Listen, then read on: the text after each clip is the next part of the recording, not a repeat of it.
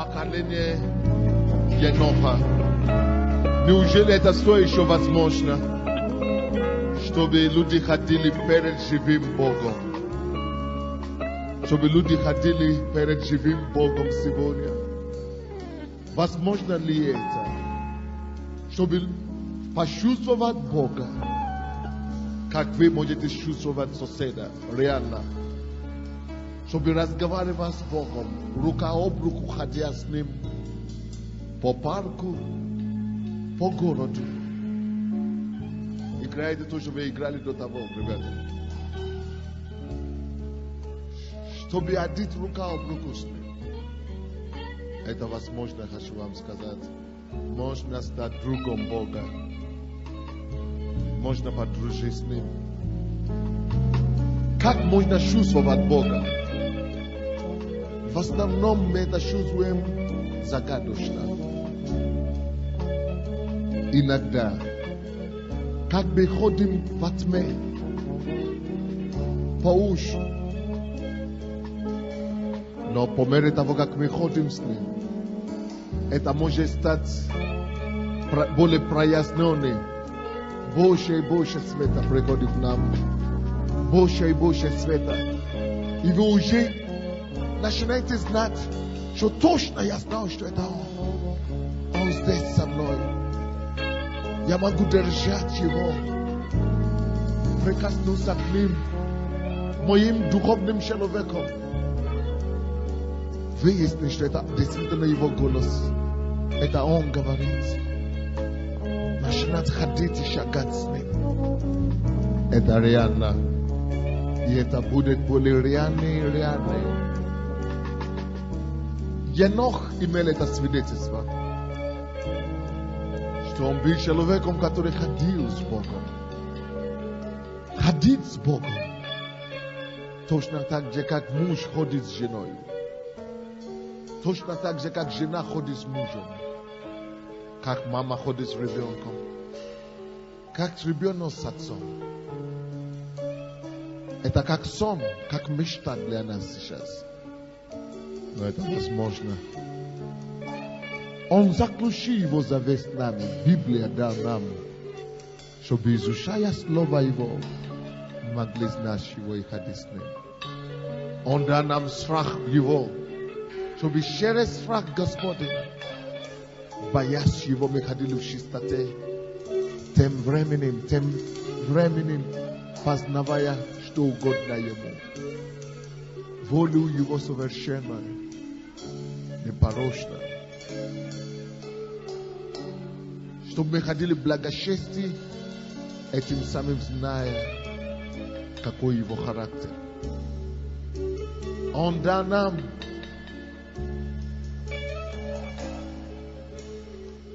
Его кровь. Чтобы когда что-то приходит в нашу жизнь, что может оградить наши отношения с Ним, чтобы она могла очистить нас, чтобы мы могли опять общаться с Ним. Ной написано, ходил перед Богом, и когда Господь истребил землю, не мог истребить Ноя, потому что он ходил перед Ним. Благочестие и благородие. Пришло наше время ходить перед Богом. Наше время пришло. И ходил Енох перед Богом. И ходил Енох.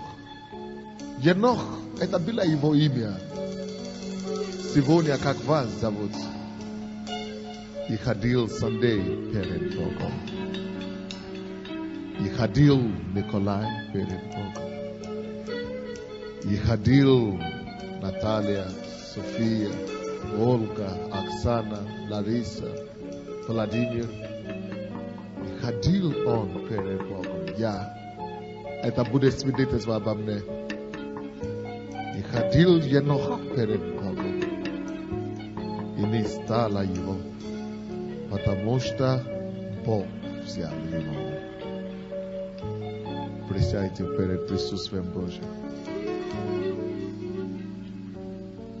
Я продолжаю ту проповедь, которую я читал прошлый четверг. Если вас не было на этой проповеди, возьмите прошлый четверг была эта проповедь, я продолжаю сегодня. Поколение Еноха мы называем эту проповедь. Поколение Еноха. Сейчас мы продолжаем.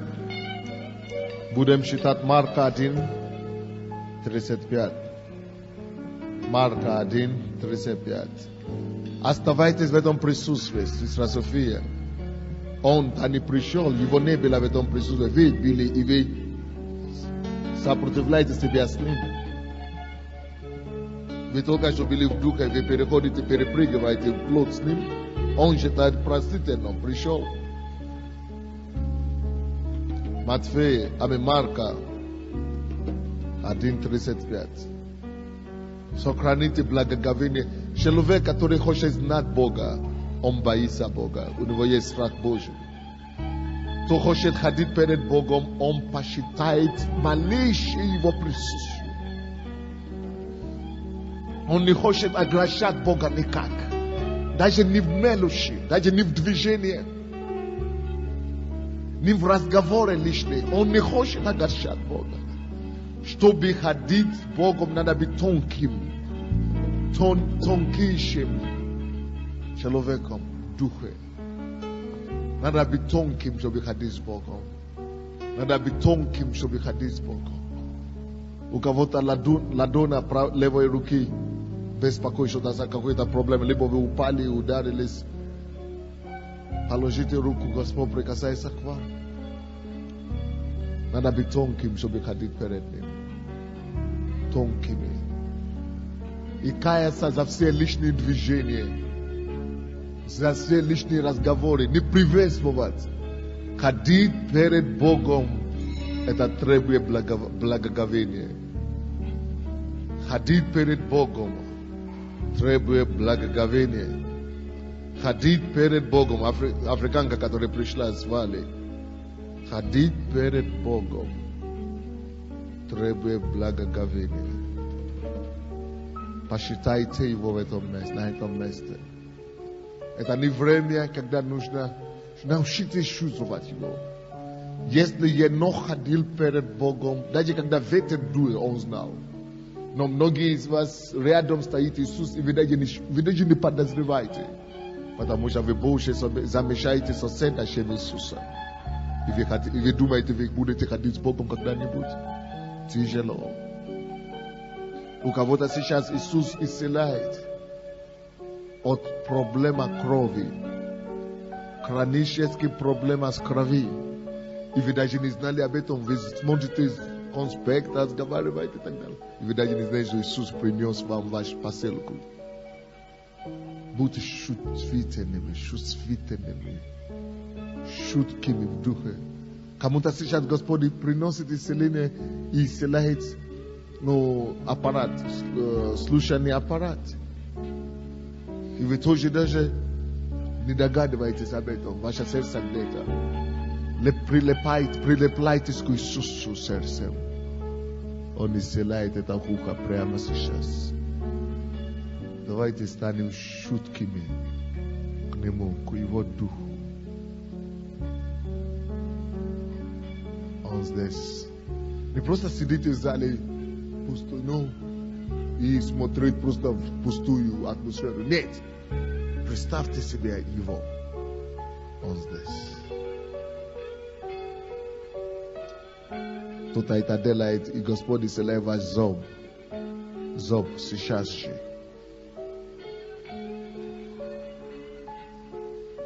Тонко надо ходить с Богом. Кто-то это делает, и Господь исцеляет ваша придавка. Тонким надо быть с Богом. Кто-то это делает, Господь исцеляет ваши остеохондроз. Будьте тонкими, нежными с Ним. Енох ходил с Богом. Спасибо. Енох ходил с Богом. И не стал Его. Сегодня Человечество потеряло это. И до пришествия Иисуса в одном пальце можно перечислять, сколько людей ходили с Иисусом, научились ходить с Богом. Еще Илья написано, что он тоже ходил перед Богом, его не Бог взял его. Самуил ходил перед Богом. Давид был человек по сердцу, по Божьему сердцу. Алло, пускай это станет самое страстное желание вашей души, богопознание. Когда я учился в университете, это было во время Советского Союза, не было ни церкви, никого. Я читал разные литературы. И я начинал понимать.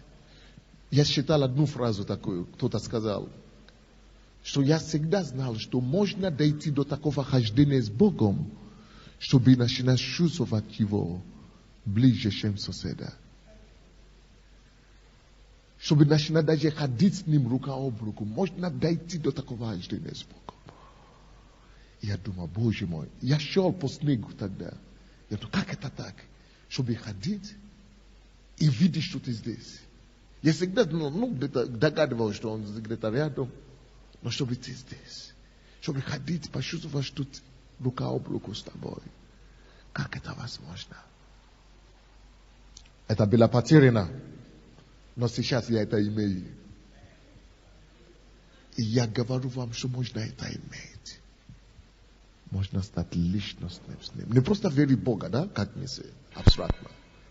Но духовными глазами знать, что он здесь. Обнять его. Держать его. Легкий Господь и слушать его голос. Иисус это продемонстрировал нам. Всегда он говорил о его интимное, персональное отношение с Богом. Я и Отец одно. То, что я слышу, то и говорю. Я ничего не делаю, как только то, что я вижу от Отца моего. Отец мой во мне, и я в нем. Как он может такие вещи говорить? Он принес нам первоначальную цель. Почему Бог создал нас?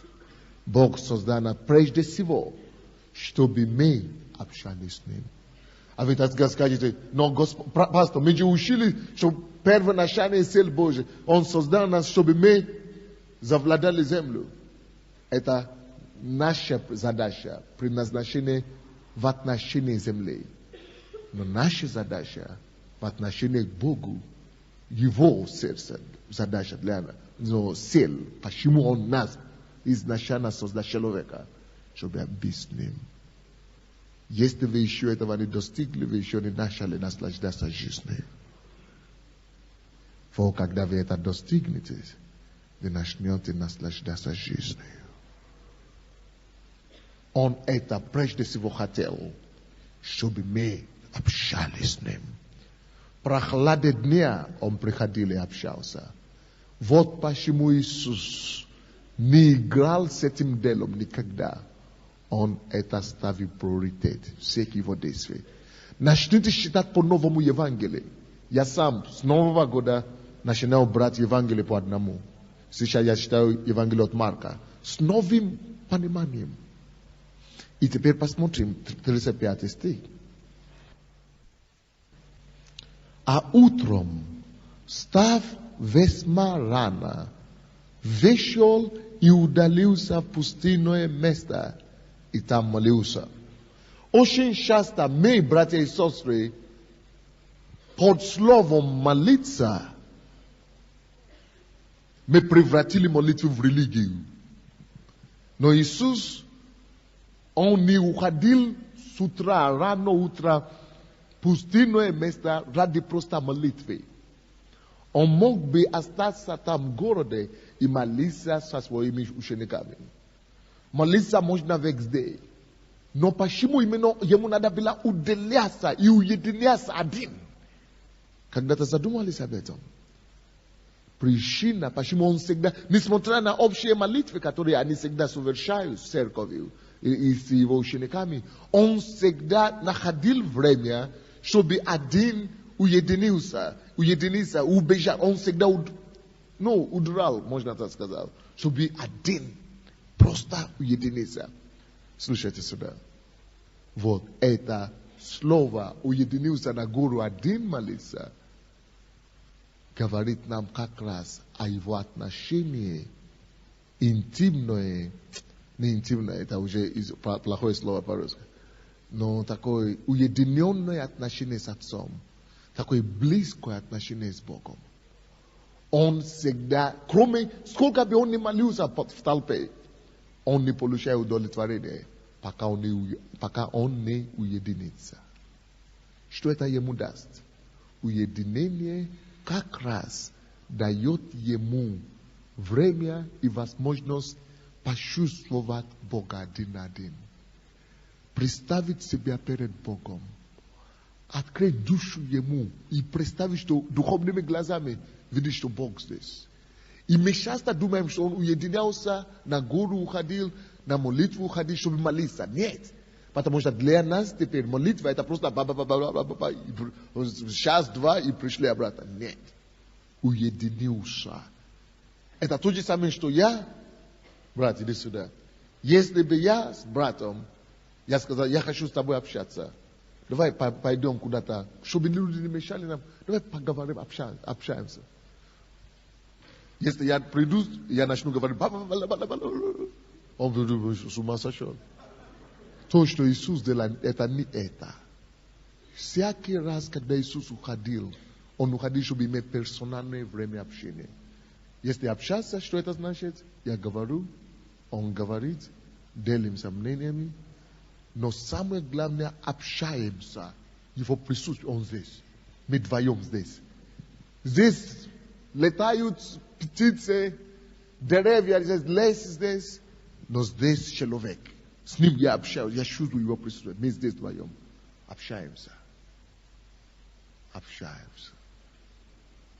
Вот то, что Бог больше всего ценит в наших отношениях с Ним.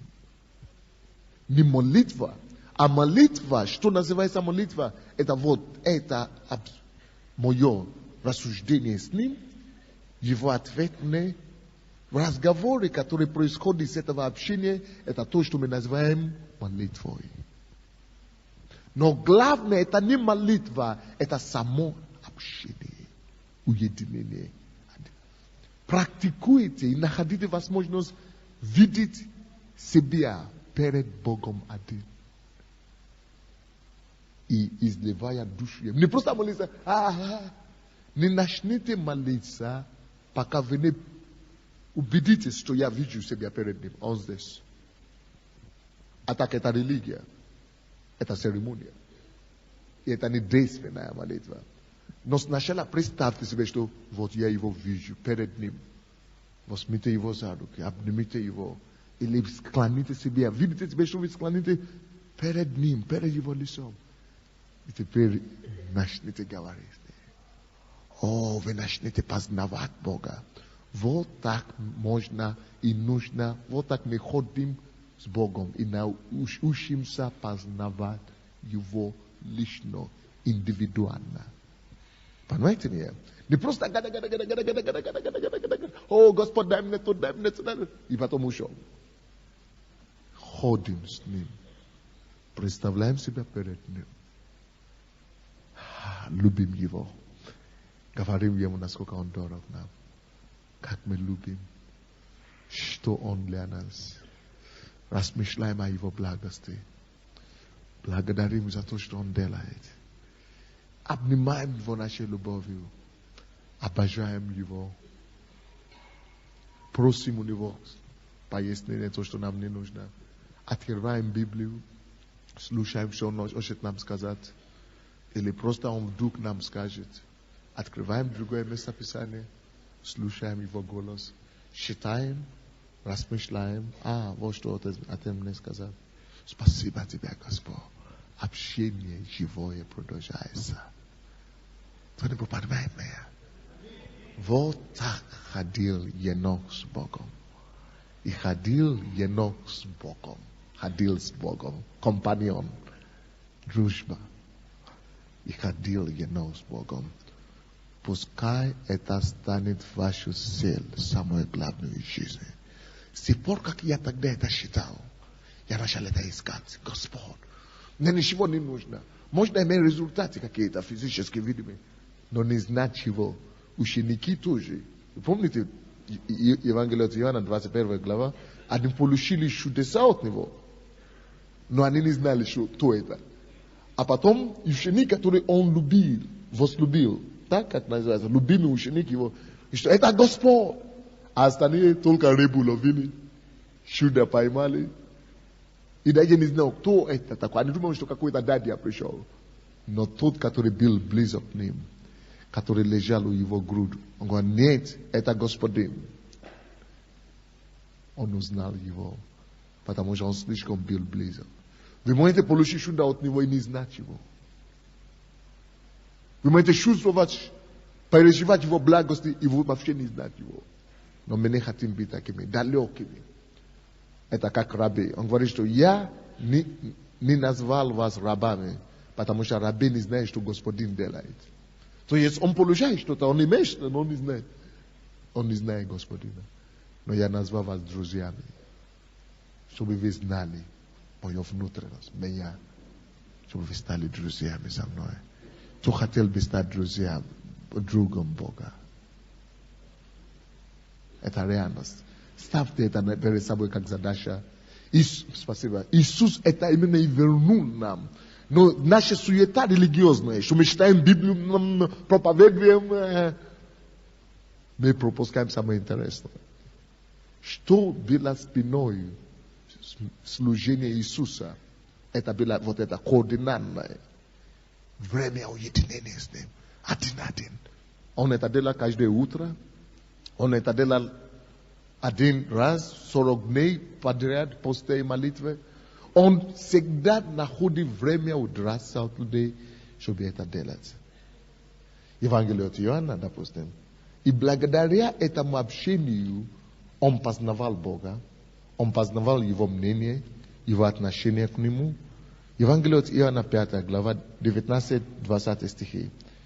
И с этого личного, близкого хождения перед Ним, перед Отцом, он мог исчерпать много чего.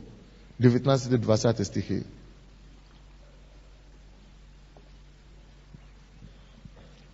На это Иисус сказал, истина, истина говорю вам.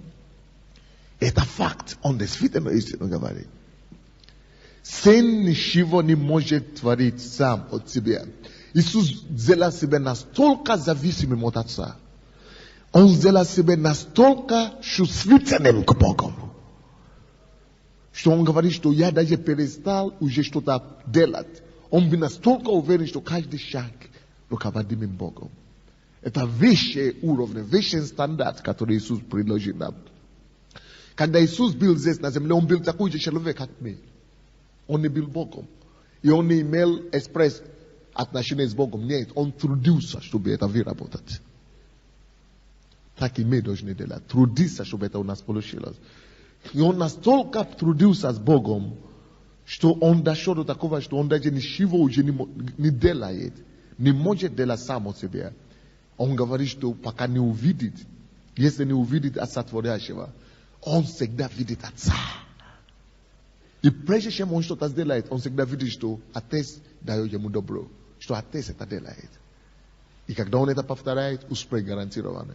Слушай, когда вы ходите перед Богом, он показывает вам его волю, его сердце, его отношение к событиям. Вы будете просто знать внутри.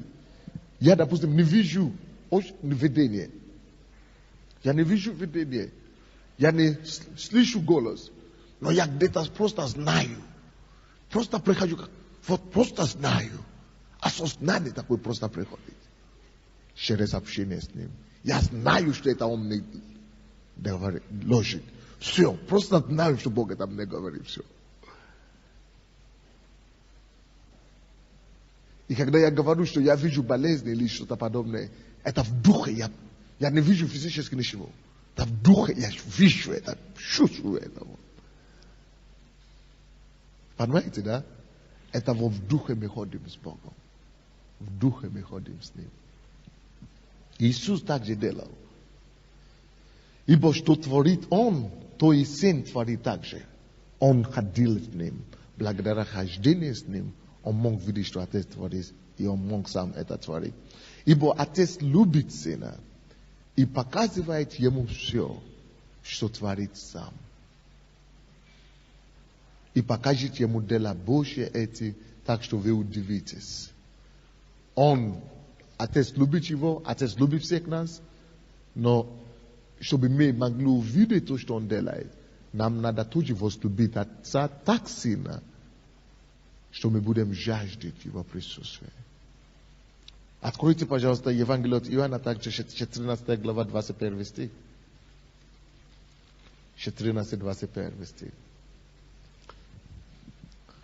Кто имеет заповеди мои и соблюдает их, тот любит меня. Как Богу знать, что вы любите Его? Кто-то говорит, я люблю Бога, я так люблю Бога. А грешу. Я не знал, почему я грешу, но Бог, ты знаешь, я так люблю тебя. А здесь Бог говорит, что ты меня не любишь. Ты самообман занимаешься. То есть ты дуришь себя. Ты, самовнушение вот так занимаешься. Люблю Бога. Если ты любишь, на самом деле, ты не будешь делать больно. Он говорит, 21 стих, кто имеет заповеди мои, кто имеет заповеди мои и соблюдает их, тот любит меня. Две вещи Бог ждет, чтобы знать, что вы любите Его. Две доказательства. Напишите это себе. Во-первых, надо иметь заповедь Его. Это значит, вы стремитесь к познанию Его Слова. Вы стремитесь, чтобы познать Его заповедь. Надо иметь при себе. Я хочу глотать Слово. Я хочу иметь Божье Слово. Мне хочется влюбиться в Слово. Мне хочется познать Божье. Мне хочется читать Божье. Мне хочется читать литературу, книги. Видите, это месяц знания у нас, месяц видения. И самое главное знание — это знание Бога. Когда это на месте, все остальное устраивается запросто. Я хочу знать Тебя, Господь. И когда вы изучаете Его Слово, вы должны иметь Его Слово. Если вы не имеете Его Слово, вы Его не любите. Он говорит, кто любит меня, имеет Мое Слово. Кто имеет заповеди мои, Слово Мое, и соблюдает их, тот любит меня. То есть вы имеете с одной стороны Слово в себе, запоминайте, размышляйте о нем. Это показывает вашу любовь к Богу. Вы имеете Слово в себе, не просто в тетради, не в конспектах, не в полках, а в себе, внутри себя. То имеет и соблюдает. В основном беда христиан в том, что они знают, но не соблюдают. Только эти два категории, кто исполняет эти два условия, только эти любят меня. Как мне знать, если я действительно люблю Бога? Вот так. Потому что если у тебя будет страсть, желание быть с Ним, иметь Его Слово, это значит, ты Его любишь. И если у тебя еще будет страсть, послушайся Ему. Ничего не делай, чтобы огорчать Его. Ненавидеть то, что Он ненавидит. Любить то, что Он любит. Любить, кого Он любит. Принимать, кого Он принимает. Реагировать, как Он реагирует. Соблюдать Его Слово. О, вы любите Его. Это понятно? Теперь, если вы любите Бога, какие ваши благословения? В этом же стихе 21. А кто любит меня, тот возлюблен будет отцом моим. Видите, Иисус говорит, что Отец мой возлюбил меня, поэтому Он показывает мне тайны Его. Все то, что Он делает. Если вы будете любить Бога, тот, кто любит меня, будет возлюблен Отцом моим Бесным. Если вы будете любить Бога, Иисуса, вы распоряжаетесь автоматически реакцией, что Бог будет любить вас особо. Любите Его всем сердцем. Это значит, ищите Его Слово, сохраните Его Слово внутри себя, соблюдайте Его Слово. Он уже вас любил. Он всех людей любит. Но когда вы вот так любите его, вы еще больше. Вы знаете, Бог любит кого-то больше. Некоторых людей больше, чем некоторые. Вы знаете почему? Потому что эти люди располагали себе к Богу так, что они притянули его любовь к себе. Человек, который ищет и сохраняет Слово Божье в себе, и который соблюдает Слово Божье и боится приступить его Слово, он навлекает на себя автоматически вещи меры Божьей любви, чем другим людям. Вот почему Енох был возлюблен, чем все остальных. Он дисциплинировал себя, чтобы ходить перед Богом. И поэтому Бог его возлюбил и не стал его.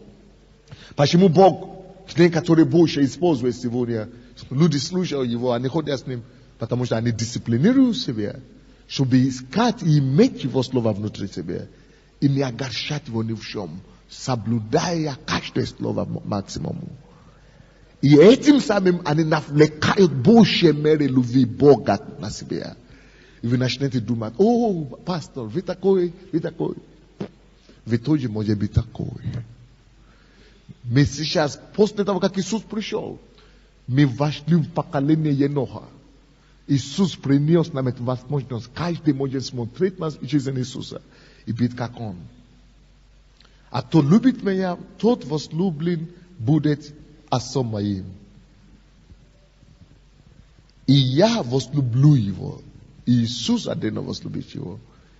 И явлюсь ему сам класс.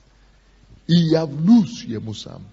Вот почему Иисус, Он говорит, что Отец возлюбил меня, потому что Он возлюбил. Он уходил по утрам, Он уходил на 40 дней, Он искал Бога.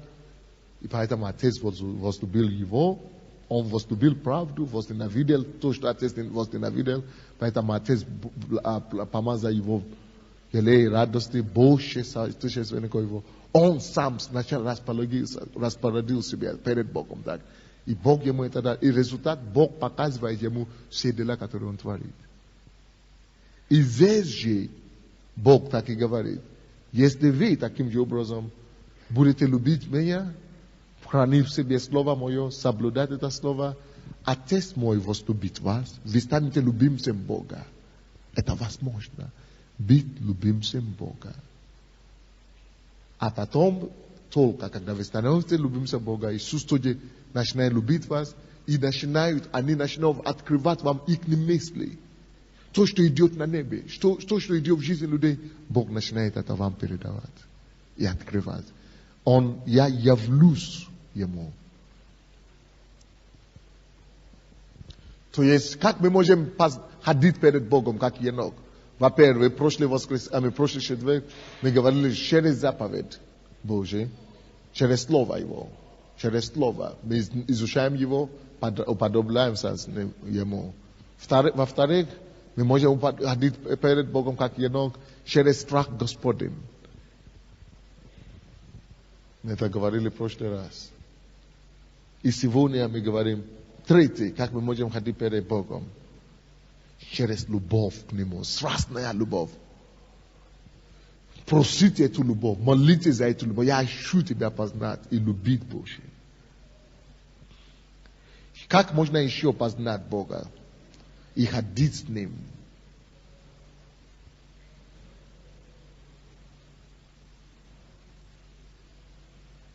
Деяния апостолов, 17 глава. Деяния апостолов, 17 глава, 27 стих.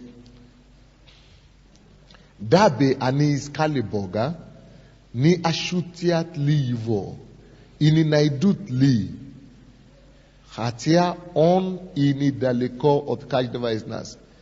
Как Бог в отношении к каждому из нас? Какой? Не слышно? Остальные? Каков Бог в отношении к вам, распоряжение к вам? Бог один и тот же в расстоянии со всеми нами. Недалеко. Он рядом. Но Бог говорит, что Он поставил всех нас и дал нам такое желание, Щоб ми всі искали Его, не ощутили Его. Щоб ми каждый, Он специально рядом своим Духом Святым. Чтобы каждый возгорел внутри себя желание искать Его. Напишите это. Следующий способ, как можно ходить перед Богом так, это искать, направляться на путешествие за Бога, то есть искание Бога. Направляться на дорогу, искание Бога, путешествие, направиться на путь, поиск, поиск. Направиться на поиск искания Бога. Кто хочет поставить себе такой поиск? Боговидение. Поиск мой. То есть поставить это как задача. Есть то, потому что написано, Матфея 7:7. Кто ищет что? Кто ищет, находит. Всякий ищущий находит. Иеремия 23 стих. Иеремия 23. Всякий ищущий находит. 23 глава Иеремия, 23 стих. Разве я, Бог только вблизи, так говорит Господь, а не Бог вдали? Может ли человек скрыться в тайное место, где я не видел бы его, говорит Господь? Не наполняю ли я небо и землю, говорит Господь? То есть Господь везде, Он Бог и вблизи, и вдали. То есть Он близок. Написано, что Он поставил всех нас на земле, чтобы мы искали Его, не ощутили они Его. Поставлено, чтобы мы искали Его, ибо Он недалеко от каждого из них. Если вы примете это решение искать Бога, Бог будет делать великие дела через вас. Преклоните голову на минуту, скажите: Господь, я хочу направиться поиск искания Тебя. Хочу просто целенаправленно ставить это задачу в своей жизни. Бога искание.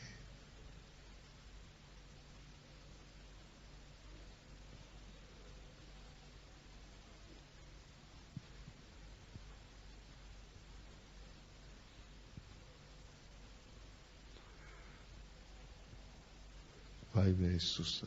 Есть книга в киоске продается «Богоискатели». Кто-нибудь наш видел? Вы не видели? Искатели Бога, да. Искатели Бога. Кто-нибудь видел? Это пастор проповедует, вот оно. Пастор проповедует на сцене, и Бог просто пришел так, что кафедры на полу. Пополам просто разделилось.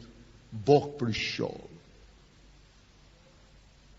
И грешники начали твориться там, начали такой. Он пролежал на землю несколько часов. Его увезли, и все равно не мог. Когда Бог пришел.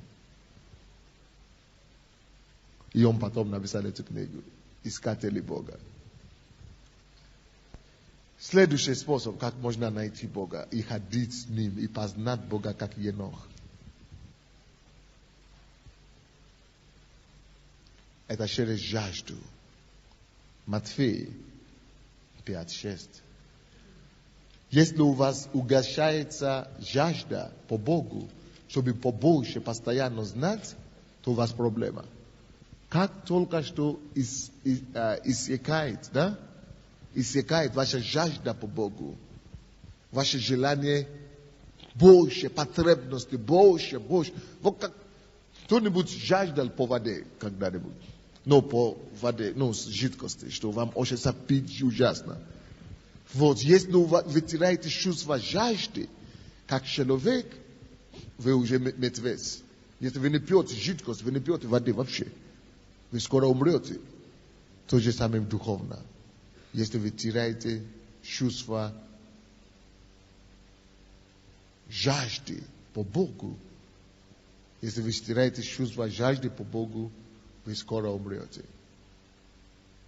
Если у вас нету огня, нету жажды по Богу, вы пропадаете вообще-то. Пускай жажда наша никто не угасит. Как дьявол уводит людей от церкви, от Бога? Как дьявол уводит людей в ад? Очень просто. Сначала он делает их равнодушными. Ну, тепленькими. Так. Не теплые, не горячие. Не холодно, не горячие. Равнодушными, все равно. Ну, какая разница? Ну, не успел. Он крадет у них страх Господень. Ну, все равно. И все. Жажда пропадает, а потом дьявол просто и по голове. Пам! И они уводят, они даже сами не замечают, когда они попадают в ад. Сначала в мир, им уже все равно, они уже с миром одно целое, а потом дьявол просто их исполнит таким образом. Не позволь дьяволу украсть твою жажду. Скажи кому-то рядом с тобой.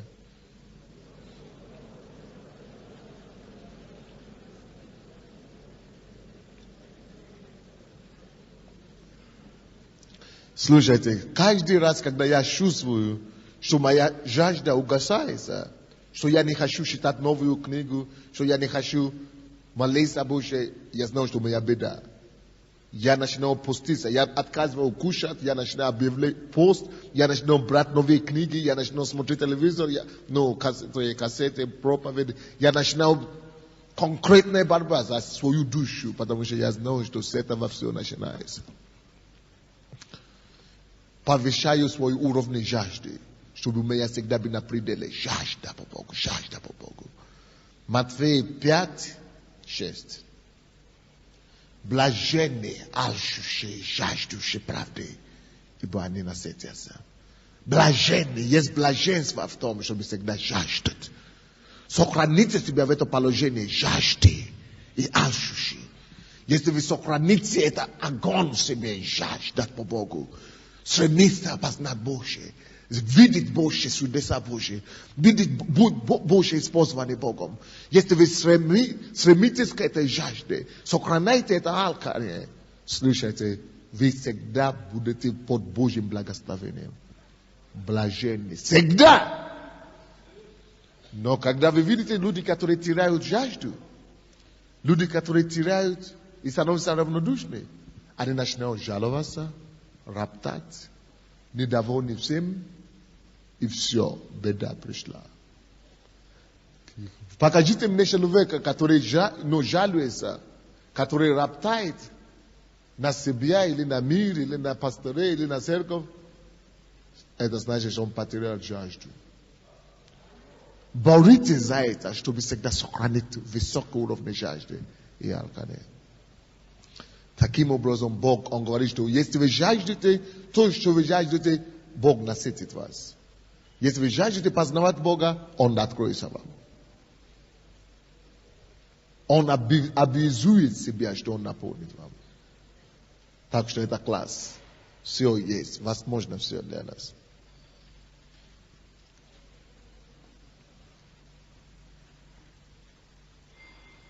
Следующее. Каким образом еще мы можем познать Бога так близко? 15-й Псалом. Псалом 15. 15, 7 и 8. Спасибо, 8. Благословлю Господа,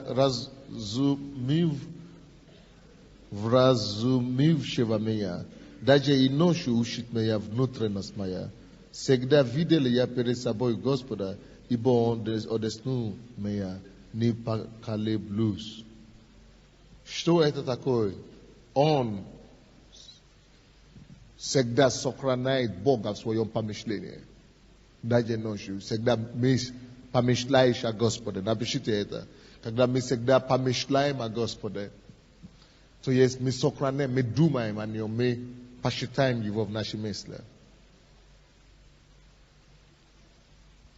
Потому что если ты всегда думаешь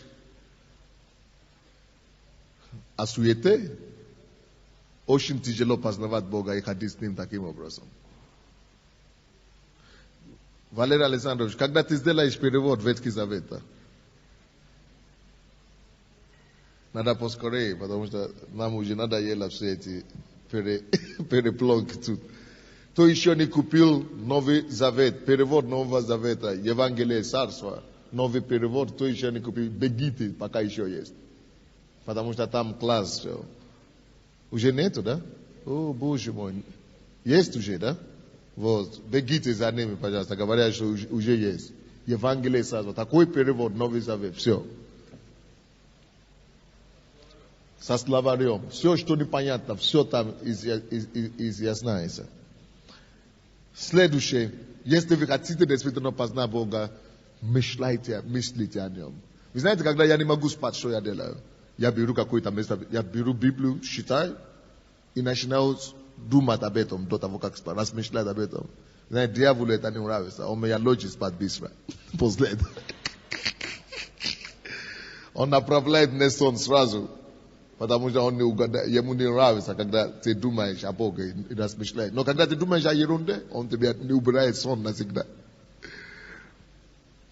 Что можно еще делать, чтобы знать Бога интимно и ходить с Ним? Евреям 10:22. Евреям 10:22.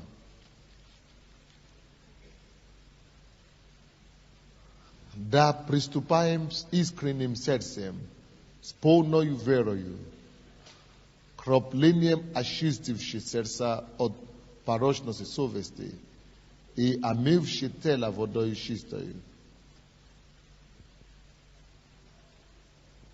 Да приступаем к Богу, имеется в виду, с искренним сердцем, с полною верою. Напишите следующее. Никто не может угодить Богу без веры. С полною верою всегда приступайте перед Богом. С полною верою. Знайте, что Он здесь. Что бы вы ни делали, если вы даже исполнились без все эти условия, которые я говорил, и у вас не было бы веры, вы не сможете ходить с Богом. Каждый шаг с Богом требует веры. Знаете почему? Потому что ходить по вере обозначает ходить по невидимому. Вы не видите Бога. Допустим, я не вижу Его сейчас, но я вижу Его одновременно. Я Его не вижу физически, но я представляю Его. Духовным глазам я вижу, что Иисус здесь. Он сзади, Он здесь вот. У моей правое плечо. И Он поддерживает меня. Как я это вижу? Верою, своим духовным глазам. Я вижу Его. Физически я проповедую, но Он здесь. Сейчас здесь. То есть можно это видеть. Верою контактируется с духовным миром. Вера это есть та рука, допустим, если Бог даст нам тело, Он даст нам тело, чтобы тело это язык для общения с внешним миром, материей. Интеллект, разум, Он даст нам как язык общения с интеллектуальным миром, миром разума. Но дух, веры, Он даст нам. Это как язык. Вера есть язык общения невидимым миром, духовным миром. Вера. Поэтому написано, приступаем к Нему всегда полной верой. Я вижу, что Он здесь, сейчас здесь.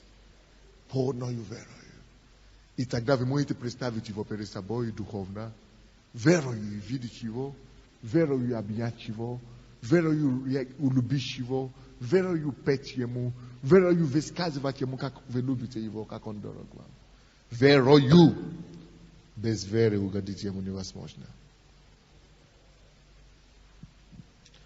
Там же написано, кроме верою, мы должны очистить сердце от порочной совести. И омывши воды тело чистой воды. То есть мы должны напишите следующий пункт.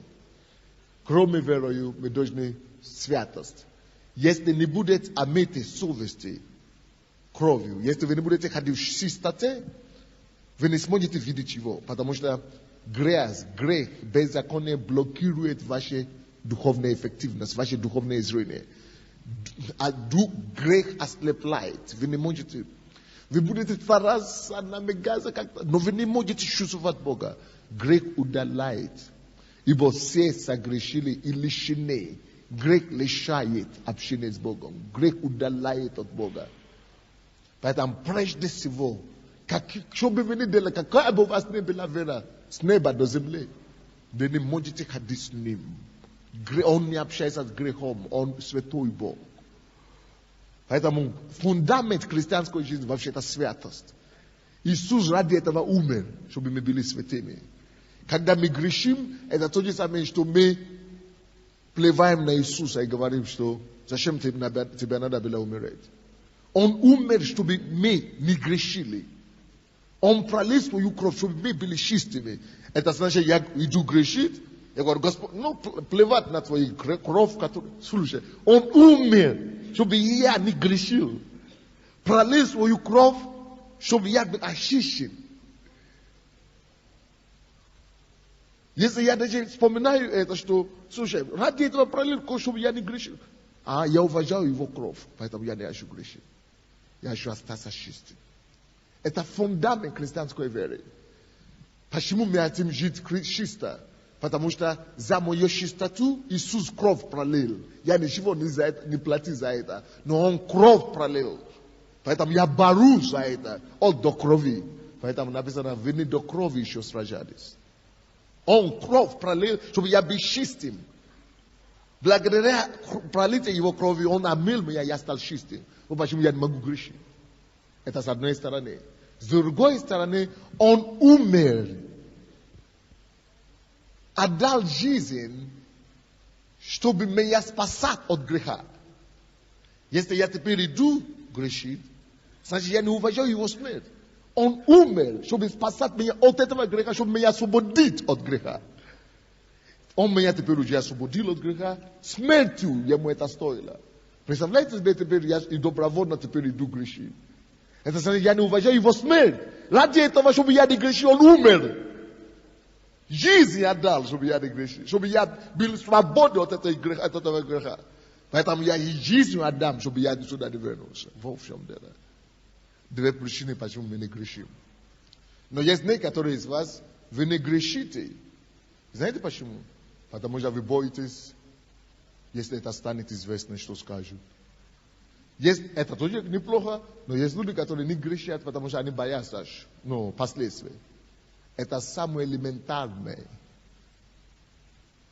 Это мало страх Божий. Это значит, это люди, которые больше, это эгоизм. Это не страх Божий. Есть люди, которые не грешат, потому что они боятся идти в ад. Это у них есть чуть-чуть страх Божий. Но есть люди, которые не грешат, потому что они знают Христа. Они не могут его огорчать. Они знают, что он умер, чтобы освободить меня от этого греха. Я не могу уже его огорчать, я его люблю. Представляете, он умер, чтобы меня освободить от греха. Меня, я его люблю. Я не хочу. Если он умер за это, ему жизнь это стоило. Но я тебя люблю за это, Господь. Я не хочу этого больше делать, потому что ты же умер за меня, чтобы я освободился. Я уже освободился, я не вернусь к этому. Я хочу остаться чистым. Чистота – это моя первая задача. Почему? Потому что ради этого он пролил свою кровь. Представляю, как его гвоздили руки, ноги. Если он ради этого пролил свою кровь, чтобы я был чистым, то я уважаю его кровь. Поэтому я не хочу, я его люблю. Он меня спас. Это не ради себя он умер. Ради меня он пролил свою кровь. Эта кровь очистила меня, чтобы я остался чистым, он кровь отдал за это. Но я уважаю его кровь. Поэтому я не могу себе позволить грешить. Вот это уже другой уровень. Причина, почему не грешить. Потому что ты знаешь его, что он сделал. И кто он для тебя. Это лучше, чем не грешить, потому что скандал пойдет. Это лучше, чем не грешить. Это эгоизм просто. Это лучше, чем не грешить, потому что ты боишься, что Бог накажет. Это тоже элементарный уровень. Но есть то, который ты знаешь, кто он для тебя. Как ты его любишь, и ты не хочешь его огорчать. Аминь. Если я спрошу вас, почему кто не грешит, вы, скорее всего, скажете, потому что плохо, люди скажут плохо. Большинство всегда так будет. Но это уровень такой. Кто-то скажет, потому что я не хочу наказания, или благословение прекратились, или чтобы ад пойти. Тоже будет много людей. Но мало кто знает, кто бы сказал, потому что я не хочу, чтобы наше общение с ним, моя интимное отношение с ним разрушилось. Вот это те, которые знают его, которые ходят с ним.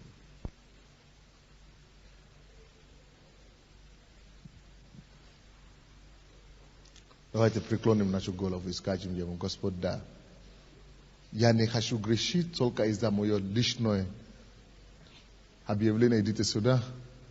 Я не хочу и грешить, потому что ты, чтобы я был освобожден от греха, отдал жизнь. Я люблю тебя за это. Спасибо. Посмотрите ему в лицо. Верую. Вы можете представить его и сказать: да, благодаря твоей смерти я не могу себе позволить грешить. Бабушка, не мешайте человеку молиться. Вам надо молиться. Преклоните вашу голову и молитесь Богу, что вы хотите познать его.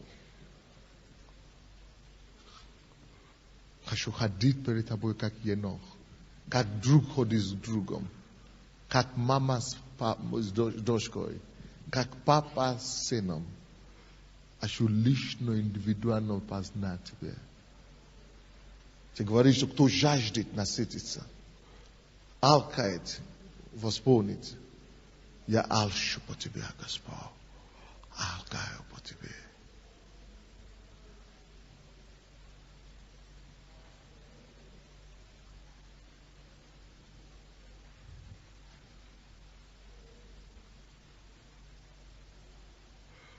О, Иисус.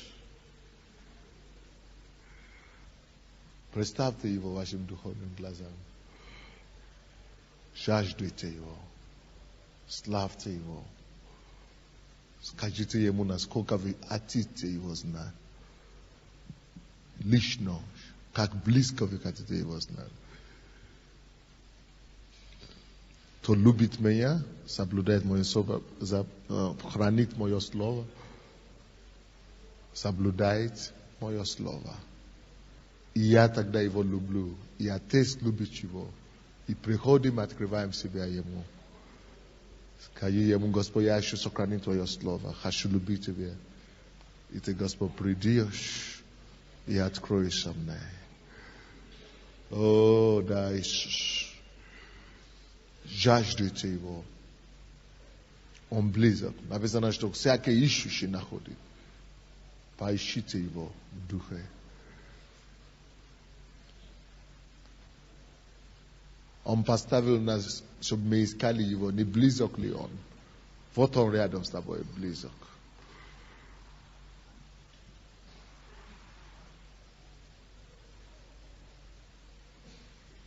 Сделай нас, Господь, поколением Еноха, которые будут знать Тебя и ходить перед лицом Твоим. Страхе и трепете, изучая Тебя и уподобляясь Тебе во всем. Во имя Иисуса Христа. И весь народ сказал: